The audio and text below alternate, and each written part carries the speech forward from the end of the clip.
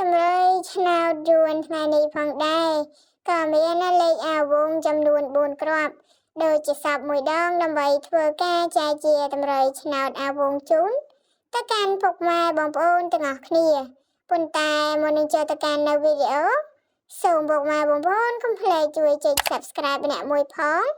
នៅរាល់តម្រុយឆ្នោតអាវងដើម្បីទទួលបានរាល់តម្រុយឆ្នោតថ្មីជារៀងរាល់ថ្ងៃដើម្បីចែកនៅតម្រុយឆ្នោតយួន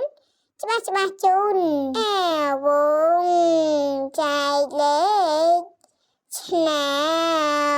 ត23អាវងចែកលេខ